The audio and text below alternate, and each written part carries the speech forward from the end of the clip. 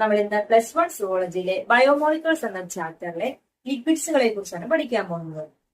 ലിക്വിഡ്സുകൾ എന്ന് പറയുന്നത് water insoluble compounds. അപ്പോൾ ജലത്തിൽ ലയിക്കാത്ത കോമ്പൗണ്ട്സുകളാണ് ലിക്വിഡ്സുകൾ. ഇനി എന്താണ് ലിക്വിഡ് എന്ന് നോക്കാം.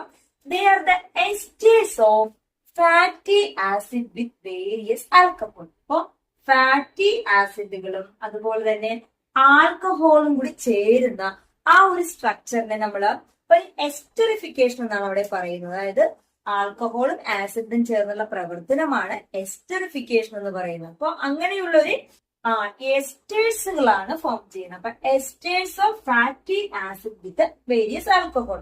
അപ്പൊ ആസിഡ് ഏതാണെന്ന് നമുക്ക് നോക്കാം. അതിനു മുൻപായിട്ട് ലിക്വിഡ്സുകളെ നമുക്ക് രണ്ടായി ഡിവൈഡ് ചെയ്യാം. ഒന്ന് ഫാറ്റ്, രണ്ട് ഓയിൽസുകൾ.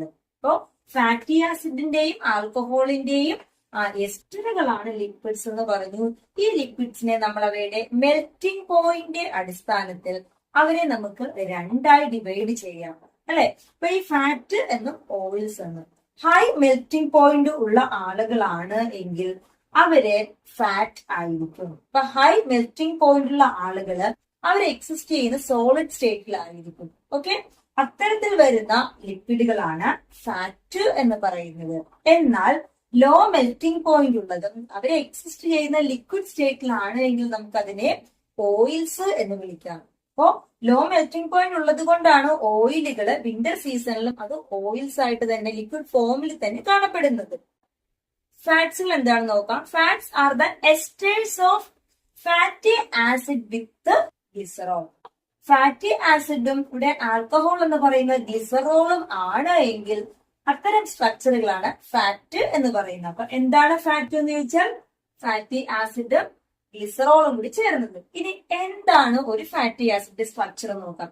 ഫാറ്റി ആസിഡ് മീൻസ് ഒരു ആസിഡ് ആയിട്ട്, ദാറ്റ് മീൻസ് ഒരു കാർബോക്സിൽ ഗ്രൂപ്പ് ഉണ്ടായിരിക്കും, ഒരു ഹൈഡ്രോ കാർബൺ ആയിട്ടുള്ള, അല്ലെ, കാർബൺ ഹൈഡ്രജൻ ആയിട്ട് വരുന്ന ഹൈഡ്രോ കാർബൺ ചെയ്യും.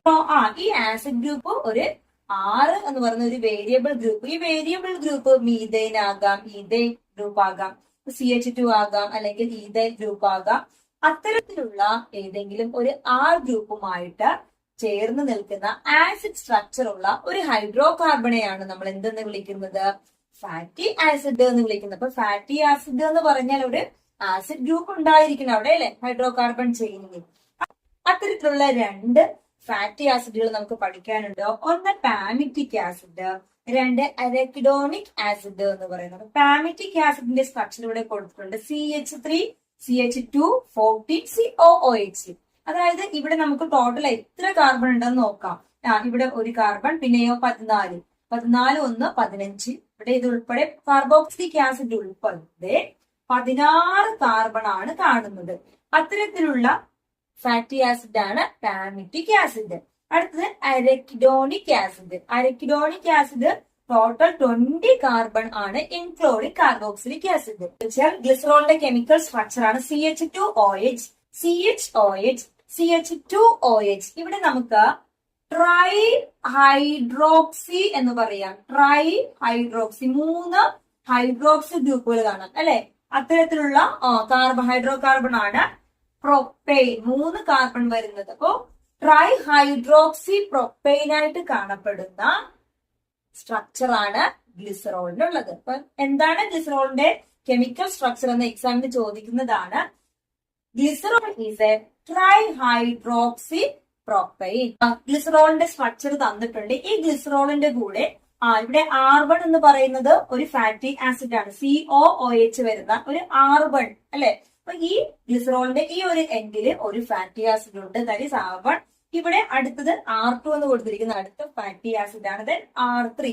അപ്പൊ ഒരു ഗ്ലിസറോളുമായിട്ട് 3 ഫാറ്റി ആസിഡ് അറ്റാച്ച് ചെയ്തിരിക്കുന്ന ഈ സ്ട്രക്ചറെയാണ് നമ്മള് ട്രൈഗ്ലിസറൈഡ് എന്ന് പറയുന്നത്. അപ്പോ പരീക്ഷയ്ക്ക് ട്രൈഗ്ലിസറൈഡിന്റെ സ്ട്രക്ചർ തന്നിട്ട് നമ്മളോട് ചോദിക്കാറുള്ളതാണ്. ഇനി ഒരു ഗ്ലിസറോള് എന്ന് പറയുന്നത് ഒരു ഫാറ്റി ആസിഡുമായിട്ടാണ് ചേരുന്നതെങ്കിൽ അത്തരം സ്ട്രക്ചറെ നമുക്ക് മോണോഗ്ലിസറൈഡ് എന്ന് വിളിക്കാം.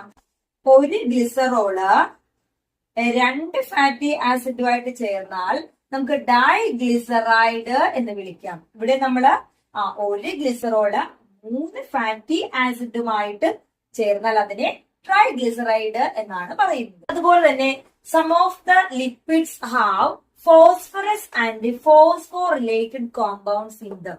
അത്തരത്തിൽ ഫോസ്ഫറസോ ഫോസ്ഫോറിലേറ്റഡ് ആയിട്ടുള്ള കോമ്പൗണ്ട്സുകളായിട്ടുള്ള ലിപ്പിഡ്സുകളെയാണ് ഫോസ്ഫോ ലിപ്പിഡ്സ് എന്ന് പറയുന്നത്. ഈ ഫോസ്ഫോ ലിപ്പിഡ്സ് പ്രധാനമായും കാണപ്പെടുന്നത് സെൽ മെംബ്രെയിൻ ആണ് കേട്ടോ. അപ്പൊ ഈ സെൽ മെംബ്രെയിനിൽ കാണപ്പെടുന്ന ഫോസ്ഫോ ലിപ്പിഡിന് എക്സാമ്പിൾ ആണ് ലെസിത്തീൻ എന്ന് പറയുന്നത്. അപ്പൊ lecithin is a phospholipid seen in cell membrane. പരീക്ഷയ്ക്ക് ചോദിക്കുന്ന ലിപ്പിഡ്സിൽ നിന്നുള്ള ഏറ്റവും പ്രധാനപ്പെട്ട ഒരു ഭാഗം കൂടിയാണ് ഫോസ്ഫോ ലിപ്പിഡും അതിന് എക്സാമ്പിൾ എന്ന് പറയുന്നത്.